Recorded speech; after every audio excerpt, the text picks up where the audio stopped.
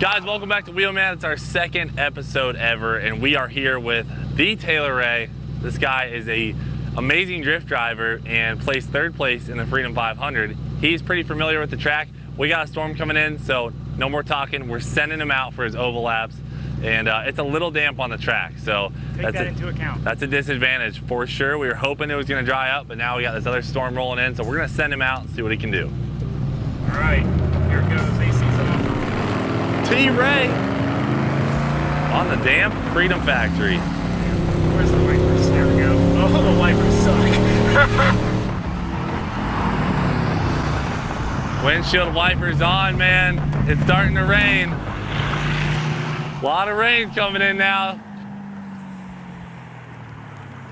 All right, Taylor, welcome. Guys, second episode of Hit the Audio Clip. Wheelman podcast. You heard it, okay? There's a fire inspector pulling up. Coming in right now. Perfect. Literally, a fire inspector just arrived. Yep. We have the Taylor Ray, 470,000 subscribers YouTuber in the drift community. Drift community. I'm the drift guy, is what you call me? Drift boy? Drift boy. And he has taught me most of what I know. So before we start talking about stuff, guys, we listened to you. We went in the comments. Now, I will admit, this table here is built from historic Freedom Factory wall or something. Alec was able to dig this up, but we made the table a little tall for the chairs.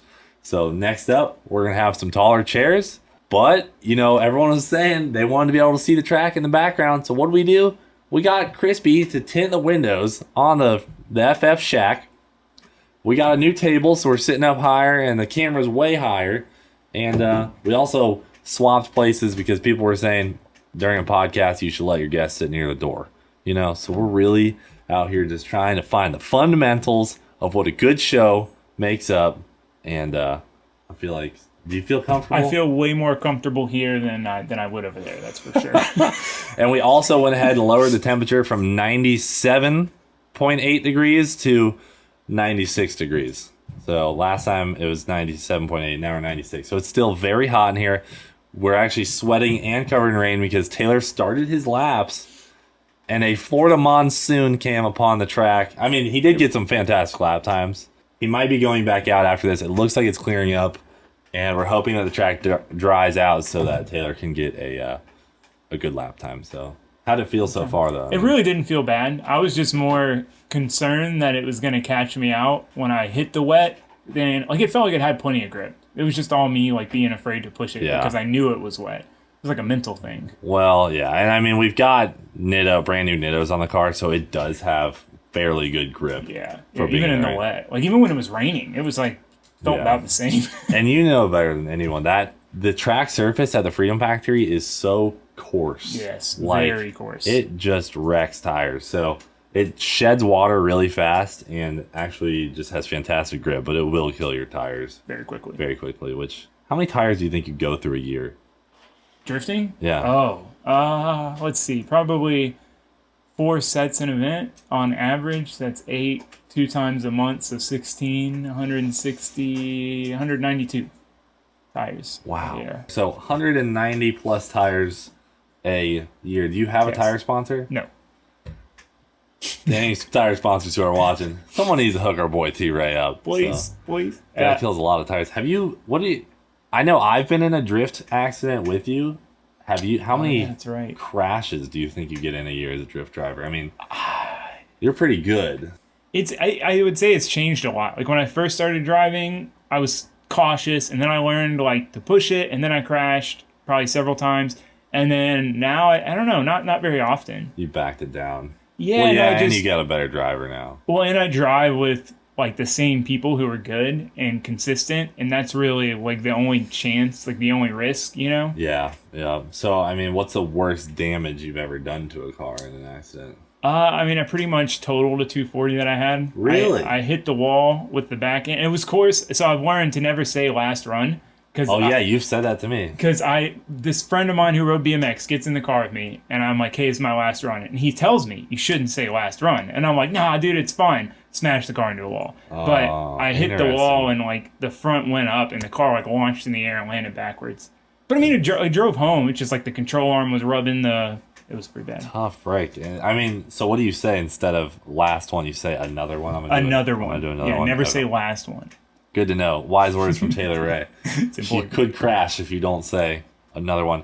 And then the accident we had when we broke the That control one was arm. pretty rough. Would you say that's the second worst? Or I would say probably. I've been fortunate enough to not be. I mean, I guess I had one where a guy spun in front of me and I hit my door right on the corner of his dash bar and it like exploded the glass and like destroyed the door. But I didn't get hurt and it was just the door. That's one of the things that scares me the most about cars is like having your window shatter and getting glass in your eyes. Yeah. That's why I went ahead and removed most of the glass off of Leroy. Yeah, probably a good call. So avoided that altogether. Probably Except a good call. I sometimes forget to close my visor. I can't drive with the visor down unless I have to. Unless I absolutely have to. It's one of those things, man. Like drifting, you almost need it because you're drifting. When you're behind someone, they're just blowing debris up. Yeah. And there's so much tire debris on drift tracks. Oh, you got glasses too. So I got safety glasses. that certainly built helps. in. Now, the day isn't over. So by the end of the day, Taylor could say he's had a better crash because we are drifting Donnie and your RX-7 today. Yes. And this is the first time out with that, right? Well, yeah, I've drifted it before, but it had like a bone stock iron block in it. And then I just put the Miata's old motor, which we know is a ripper. That's the motor I had in there forever. Yeah. So it should be, I mean, it's making like 100 more horsepower, so it should be pretty rowdy as long as we don't break So what do you the think, like 400? No, like 350. 350, okay. So how many cars do you have? You have the Miata, the RX-7. My Nissan Safiro, which is like a right-hand drive four-door car. My Subaru GC8. My big truck. My small truck. The big truck is a Cummins swapped Ford. It's my favorite thing I own. Yeah, that thing is sick. Well, yeah, so if you haven't seen on Taylor's channel, he's got a lot of cool cars. But other than that, when you got into drifting, how old would you say you were? I was like right at 16 or 17. And now you're how old? 27. 27. Long time. I've been on and off throughout that time. Like I've had probably 5 years where I didn't have a working drift car. I didn't have a drift car at all. But yeah, because when I first got into drifting, you were one of the first people I had watched along with Adam. And I mean, I wasn't much of a drifter. I was more of a high school parking lot, smack a curb type of guy. And I was like, damn, like these guys can really drive. And so when we got Neighbor done, we finally collaborated into that first rip, dude. That was a hook, man. Yeah. That's the problem with drifting. Is like once you do it, like I think Chris can attest to this. Chris drove Donnie last time we were out here, and the guy was fired up. And then Alec drove, fired up, dude. It's one of the most addicting things because drag racing is such a short period of. Right. This is hard to say. What would you think costs more, drag racing or drifting? I mean, it would kind of depend on the level. Yeah, I would say if you had like a Pro-Am drift car, like, you know, like 400, 500 horsepower car, and grippy tires, drifting would cost more. If you were running like a Z, then, but per second of driving, I mean, because like, you know, in drag racing, you spend more to drive less. Yeah. You know, because like the time. It's like okay, so say a 10-second car is the equivalent to like, Donnie would cost probably, what do you think to build? Like 15? 15,000. I would say. Would be a fully no, I'm going to go with 18,000 because once you buy the wheels, coilovers. True, and that one has the built motor and stuff. Yeah, so let's say Donnie's worth 18,000. An $18,000 drag racing car, if you just bought like a Fox body, you could probably go 8? High 8s or a reliable low 9s. Yeah. I think you could go with 18 grand, you could go really fast, but it'd be like nitrous, probably gonna blow it up. Like every pass, blow it up. Exactly, kind of thing. exactly. So I don't know. That's kind of that's a tough trade off because drag racing you get that 8-second run, right? You know, maybe 5-6 times a day on a good race. Drifting, I really like how long you're in the car because we go out there sometimes, and depending on our tire wear, we're out running for like 30 minutes, just jacking around, and it's a lot more just engaging action, right? Because you're actually freaking like, you know, following the guy, and then you're getting chased. It's I think it's more engaging, and that's what I like the most about drifting is.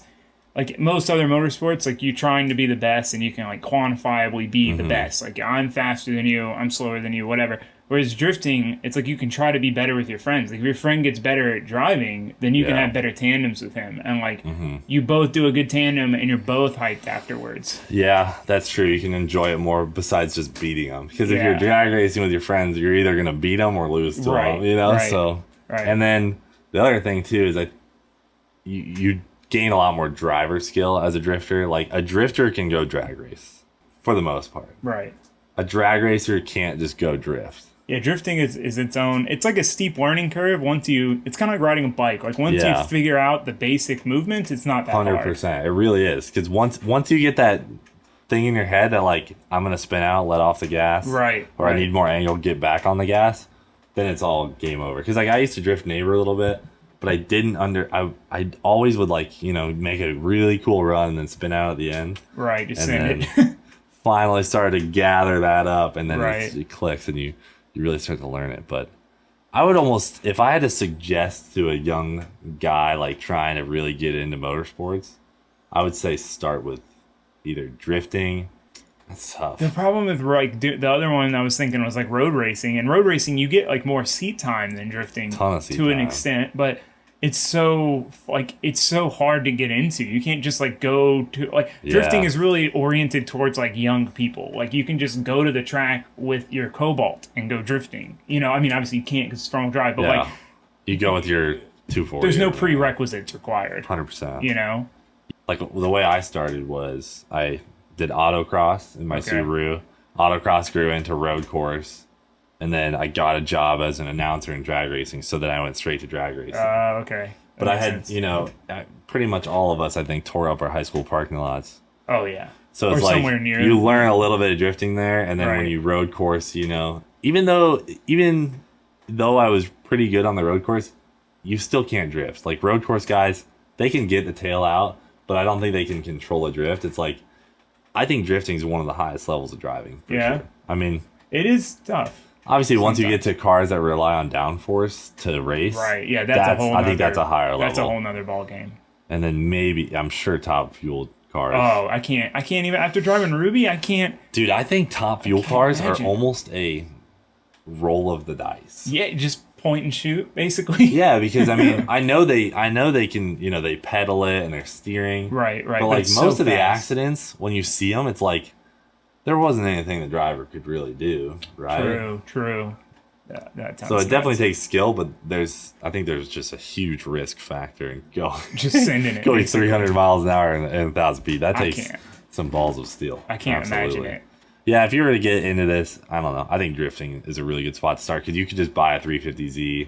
Something like that. Something and stock. really have a ton of fun with it. Keep it simple. Because that's something it took me a long time to learn. It's like, the closer to stock something is, the more reliable it is. Like we always think we're modifying it and making it better, but like if you take a Z and you don't do much, just like simple stuff, like it'll run for like a Z. You can come out here and do like 30 laps before it overheats. Exactly. Whereas like a LS swapped or a 2J swapped drift car, you do 2 laps and it starts overheating. Yeah, but it's just that chase for more power. But then it's just uncontrollable. Oh, it's so. It just everything gets exponentially more expensive, and it doesn't get exponentially more fun. Like from a Z to like my Miata is a good bit more fun, but it is way more expensive. And then from like my Miata to a FD car level, I mean maybe it's a little more fun, but like it's so much. I mean they're going through a set of tires a lap. That's the theory of driving a slow car fast is more fun than driving a fast car slow. Right. I think because like when I drove Donnie. Like Neighbor is amazing. 900 horsepower, roast the tires. So it's just a fun car. But Donnie is lower power, better maneuverability. Right. So I would probably have more of a like thrilling time. Because you could really control it. Yeah. I don't know though. But Neighbor is more of like an all-around car. He's in the like, you can do burnouts, you can drag race it, you can drift it, you can... pulls down the street, you can do anything. Yeah, I mean, you can take it off a jump, you can off-road it. It's literally built for anything. Speaking of Donnie, we put those coilovers in to jump it, and really might need to jump it. True. I mean, the FC is the perfect car for me to jump. The FC is the no holds barred car. Maybe we do our first tandem jump. Just jump immediately. Oh, I thought you meant first rip tandem jump. No, let's not break the car. Not even warm up. Just straight into Donnie's tandem proven jump. to be tough though. The angle kit we put on. Yeah. Holy crap! Everything is just held up. I haven't even nut and bolted the car. I told you to do that. We should probably. I told you to do that. We should probably look into that. Probably should check Did the fire inspector guy drive back? I thought I saw him. There's fire inspection going on here at the Freedom Factory. Hopefully we pass and are able to drift today, but we should be good. I think. That's for the drifting today? No, it's just for the Okay. facility in general. Where this is our first fire inspection that we've had. Okay. Hoping everything goes well. I mean, when we got the place, speaking of the Freedom Factory, Taylor Ray is one of the first people to know because he was in the release video. So fun. Hit him up, and I remember I was like, "What are you doing on this day?" And you were like, "Oh, I'm open. What do you want to do?" And I just send you like I said, "Have you ever drifted DeSoto?" That's and right. you were like, "No." That's right. He's like, "Are we going there?" And I was like, "Yeah, I heard someone bought it." Yeah, And he just I knew it responded instantly. like, "No way, So that was cool. I knew you'd be perfect for that video because It we was needed so fun. someone with a small car to just send it through all the little gaps. gaps. Oh yeah, because of how narrow that was before. Dude, it's so I forgot crazy. about that. If you watch that video, which I suggest everyone should go watch the opening Freedom Factory video, now that it's so much time has passed, that is so crazy to see what it was And how far like, it's come. It's just so different, man. And like we had so much fun drifting it like that. We loved it, and now it's like you can do anything. It's amazing. Yeah, Because you really can. You can do so many different Yep. layouts and configurations. You can drift slow, simple. I mean, you can go from a skid pad to like a course to like gnarly bank rides all in the same It's place. nice. Yeah, like you got spots to do 360s. You got spots to do, big transitions, which we need to buy cones too. Yeah. I meant to get cones for this That would be helpful. because then you can make a track out of the burnout pad. Because that helps with tandem. Like if you have a big open space in your tandeming, as you probably already figured out, it is kind of hard. It's like you don't know where the person's going to Yeah, go. exactly. Yeah, you transition and they're like over there and you're like, oh, okay. Exactly, yeah. That's something that like I have a hard time with is once you get away from me, is catching back Right. up, getting that like more shallow. Plus I need to fix Donnie's brakes. I can't left foot brake. So Because is it if I'm killing in the power? it just drags it down. The rear brakes are too strong. So I don't know if I should just get a brake bias or just put a solenoid. Yeah, I don't know. Because mine was nice. Like my vet had really good brakes. I was surprised. Maybe I'm just pushing too hard. Like when I left foot brake in neighbor, I'm so used to just. Yeah, from what I remember in my vet, it was like really sensitive. We just barely needed the brakes. Okay, I'll try that today. Maybe she'll come around and we won't have to screw with it. But that's one thing we'll That's we'll an find out. We important- have a lot of tires for today. Yeah. Yeah. I got some really good rain tires, which I didn't bring intentionally. They're the best that I had. And then I've got some used Kendas that they usually last pretty well. But Yeah, I mean the nice thing is that it's still pretty wet, so we'll have some forgiveness on the tires. But some lubrication can once drive you go through. on the freaking bank, it's Yeah. just game over for any tire. We got to save the bank for the end. So Yeah. when my axle breaks, it'll be because it's going to happen on or off the bank if it's going to happen. Really? Yeah, because of the Okay. compression. So we got to save that for the end. Extra grip. Yeah, and like when you come down, like the suspension goes all the way up, and the axle gets at a crazy angle, and the grip change, and Yeah. So a couple things. Do you think you'll ever dabble outside of drifting? yeah, I really want to do wheel-to-wheel racing. Like, I really enjoy wheel-to-wheel Yeah, racing. that is your specialty. Because like I do Dude, the Freedom kart stuff. 500. Oh, that was so fun. Dude, that was such a freaking game changer for like what I enjoyed because I was like, this is gonna be cool. Like honestly, I thought oval track racing was lame. Same. When Same. you like when I first got it like around it, I was like, oval track racing. I was like, it's cool, but you're just kind of going left for a while. There's nothing. You think that there's nothing you can do to Yeah. go faster. Yeah, but I like watching NASCAR, and I was like, that's such a high level though. This is like a lot slower. And then once we got out on the Freedom 500, I felt I was in bald eagle mode, dude. That was so fun. We were just fun. freaking. Everyone was laughing. You could hear people laughing, smiling. We're all screaming at each other in the car, throwing Mountain Dews, dude. That was a freaking. That was probably I'd say top 3 most fun things I've ever done. 100% for me. So too. fun. Yeah, and like I just remember when we were all doing the yellow laps before the first green, dude, I was like, what are we doing right now? I was like, is this a dream? We're all in Crown Vics with like all of our best buddies, the whole group. Half of us can't even hear the race director. No, I luckily could, but I know like Cooper and some of the boosted boys lost their connection to the freaking race director. That would be rough. So that was a mess, and I was just so concerned if the stream was gone. But then, you know, once you start racing, that's just like that's all you goes care away, about. dude. That's like a drug, man. Oh, 100%. Yeah, but I could see you freaking just thriving in wheel-to-wheel racing. I really enjoy it because I do it like I'll play the sim and stuff. What surprised me about oval racing was like, you know, I thought the same thing. I was like, road racing, you know, it's way more technical and you set up a pass. Yeah. But the cool thing about oval racing is you can you have a passing opportunity twice a lap. And the lap is like 20 seconds. You're just constantly in the action. That's true. It is non-stop action, wheel to wheel. Yeah, because if you're on a big road course, you know, and you're like really good at one part and you're like, this is my opportunity to pass, it can be 3 minutes until your next opportunity to pass. Or you might end up just by yourself. Whereas on the oval, you're always going to be around somebody. You're going to come up on someone eventually. Exactly. It's a 20-second lap. Right. You know? Yeah, so that surprised me. That I was like, wow, this is a lot more fun than I thought it would be. And how crazy is it that 20 Crown Vics ran within 1 second of each other? Right? That's just unbelievable. Shout out to Ford for building such just a gem of a vehicle, because with those Crown Vics, we didn't change the oil. We didn't put we jump started half of them. That's true. We just put fuel in them. We didn't touch tires. We were kind of let, you know, some people check their tire pressures. Fastest lap time was like 19.9 something. Something like right in the 19s. And then the lowest was like 20.9. I mean, literally a 1 second spread on 20 cars that are all different years.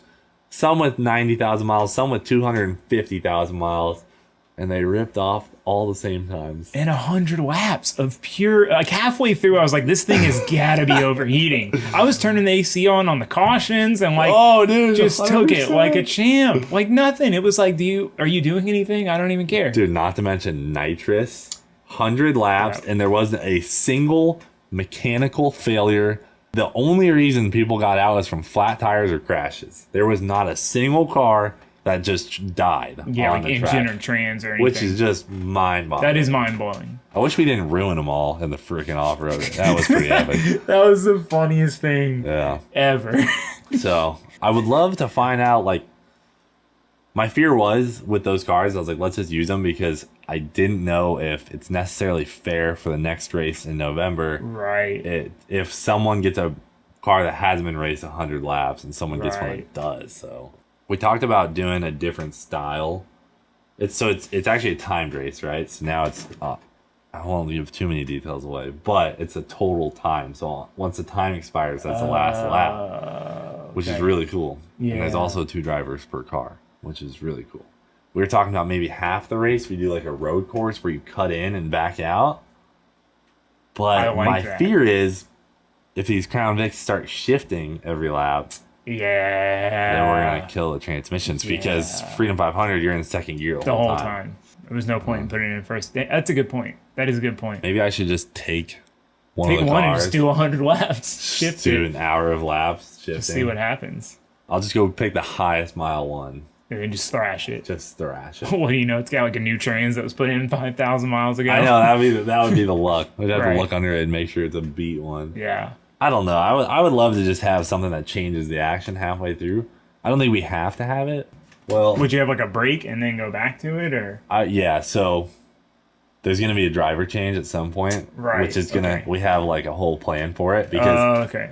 We have to figure out the issue, because I don't want people to freaking fly back there and then slam on the brakes. Their buddy jumps in, not even belted, and goes. So we're gonna have like a system for changing drivers, but it'll still allow people to get an advantage if they're quick. But they have to get basically approved to go back on the track. That's a good idea.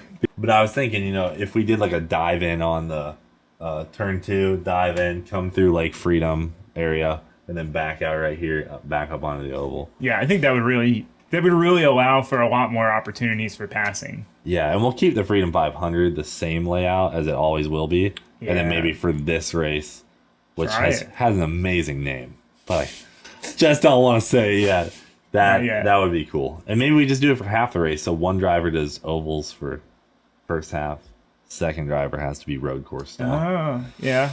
So that's something to think about. Drop a comment below too if you feel like you have anything to say on that. But yes, I mean, other than that, is there anything else you got going that is on the rise that's exciting for you? I mean, just typical build stuff. I'm trying to build a street drift car, JDM, right-hand drive K-Series that I'm excited about. That'll be sick. You gotta have PFI tune it. Yes. Brand. And I got to get with them on like what I need engine-wise. I just, after building the truck, I don't know. I have a newfound fascination for trying to make something like OEM and street, like with a swap. You know, like everything work, like the AC work, because in that truck, like the AC and everything works. I know, that's sick. So it's like, I don't know, that's like a new challenge, and it's fun. So I'm excited to do that. Try to like make it drift car swap turbo, but like everything work like it should and be comfortable. Because I'm an old man now. I don't like driving 27. Yeah, you know, I drive my automatic trucks. That's what I drive every day. Yeah. I have the option to drive my Subaru or the Safira. What do I drive? My trucks. Yeah. Every time. Yeah, I'm the same way. I used to drive my C7 to work every day. Right. But now I live 70 miles from the shop, or 60 something. It's just rough for that distance. But I also store half the fleet at my house. So every day I'm like towing Leroy in to trade out for Neighbor, or Donnie back to trade out for Ruby, whichever. So like I basically just drive my truck. I already have 10,000 miles on it, which... How long did you get it go? 2 months ago? No, I got it in March or April. I think it feels like April. It was just the other day. I mean, I guess I've had that thing done for like 3 months. Yeah. I put 5,000 miles on it since I got it done. Dude, that's sick. A Cummins swapped Ford truck. Because I think the best truck ever would be a Ford body with a Cummins engine and an Allison transmission. Yeah, the Allison would be better. But at least the 5R110 that I'm using, the Ford trans, they're pretty stout. Those aren't bad. That's what's like in JH's mud truck and his burnout truck. Oh, okay. It's pretty good transmission. Yeah, they're decent. Yeah. If like imagine if Ford had teamed up with Cummins instead of International, like back in the day, and how different life would be. I think the Fords look the best. They're the most comfortable. Run the best, and then the Allisons last long. Yeah. Do the freaking someone's got to do it. Put them all three together. I mean, that's be close.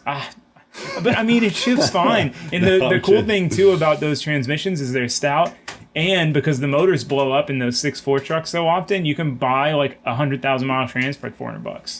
Because the transmissions never go out, the engines do.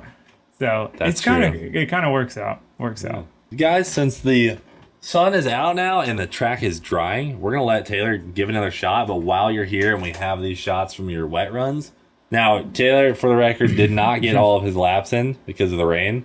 So kind of got some practice laps, but you know, it's not like Jeremy didn't do 100 laps in the Freedom 500 either. So we're gonna let it slide, and we're gonna get him his dry runs. Here we go. Look at that. Yeah, you can hear the water. Yeah. I need to... Dude, you carried your speed in pretty far on that. That's what I need to do. I need to go even deeper, though. I need to wait to brake even longer. I would, too.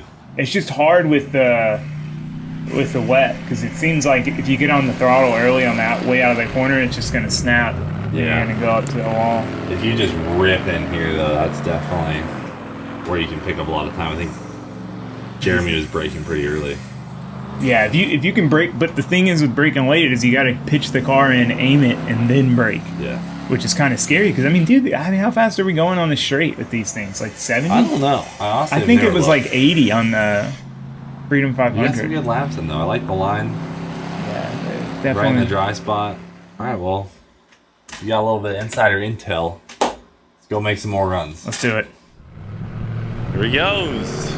T-Ray. Setting some laps. Starting out in second gear. Alright, warm-up lap. We're going to get some heat in the tires. Man, the track's nice and dry now. Oh, look at him heating up the tires on the first lap.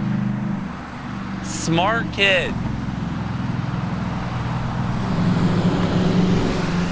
Using that first lap just to heat the tires.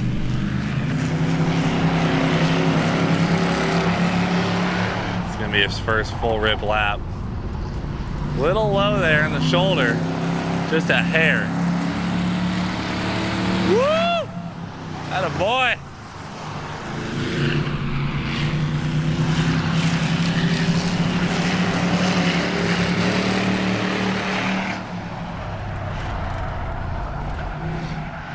Damn, Taylor's pushing it hard. Oh!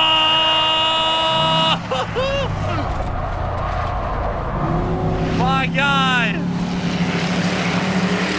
Definitely lost some time on that one. Dude, that was actually his fastest lap. That was his fast with the drift in.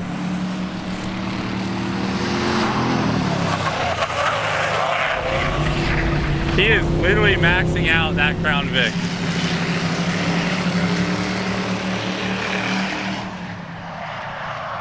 Oh! He can't help himself but not drift.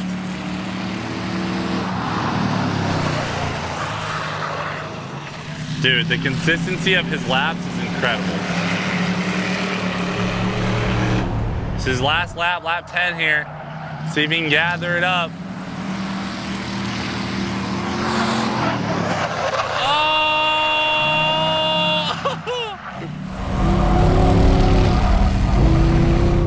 Absolutely sending it. Wow, dude. Those were some times. I don't want to say the time yet, but this is how consistent he was. He had a .23, then a .07, then a .05, then a .03. Guy was just knocking off a couple hundredths every lap. Dude, that was a rip. Yeah? You did fantastic. It felt faster than before, for sure. Well, the ground was dry. Yeah. Dude, the consistency on your laps was nuts. Really? Like you were within hundredths of your lap every time. It was nice. All right, so do you know the road course route? Yeah, I'll show you.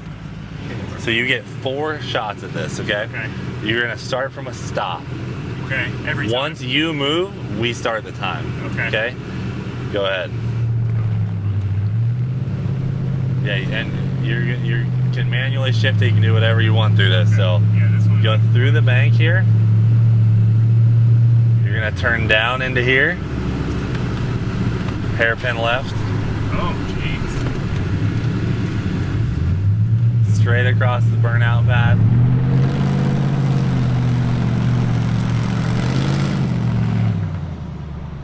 Okay, then hairpin left out of here. And back out and through the finish. And you either run through the finish. Thank you, sir. Oh, no problem. Okay, now begins Taylor's road course lap. So he gets 4 shots at getting his best road course time, which you guys saw that route on Jeremy's video. On your move.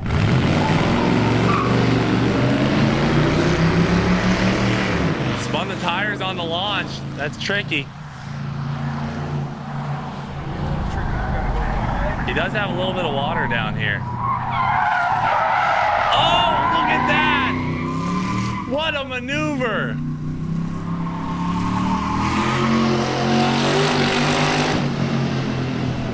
Did you see that?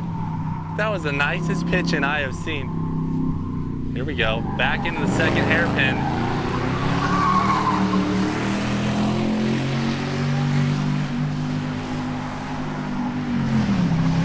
Second gear shift.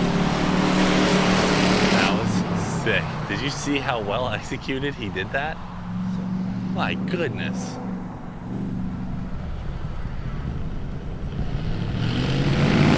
Alright. Come on, T-Ray. Gather it up. Dude, he's ripping in there.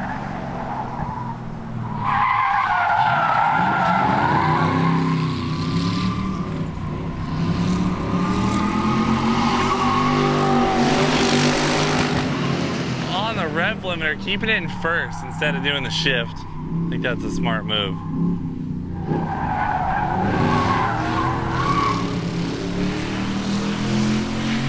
The guy just has so much car control, man. Oh, this is a good lap. Oh my gosh, that was a great lap. I don't know what Jeremy got, but that's got to be close. In the wet, dude, in the wet. That guy's splashing through puddles and just put down a time that I didn't think possible. Starting with the higher line on this one. And he's off, last lap.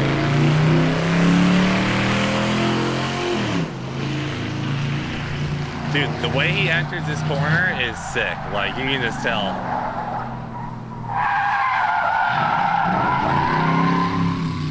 Is that not as good of an execution as possible? I mean... Yes! That's what I'm talking about. That's a wheelman right there. That is a wheelman. Oh, it's not shifting. There it goes. Didn't want to go to second there. Wow, dude. That's it for Taylor Ray. Some excellent driving. I'm excited to show him these times. Let's head over to the board.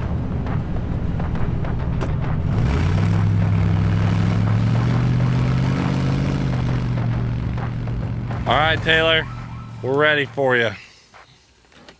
It was a smidge damp out there, but man, you really gathered it up. You knocked off a second. For the first 2 laps, you were about a second behind, and then you caught right up. Taylor, for your road course time, you are going down with a 43.58. Terrible. Little bit behind old Jer, man. He got you. So this one's cool. I was very impressed by your times here, so I'm just gonna read them off. About lap 5, you're really starting to rip it. You go 0.23, then 0.07, then 0.07 again, then 0.05, then 0.03 for a 20.03. Oh. Right there. So Jeremy's got to slide down, brother. So there you go. Not bad. You're leading the oval, man. Good job. Oh, man, that was fun. Dude, that was great. All right, so Taylor Ray in the lead on the oval now.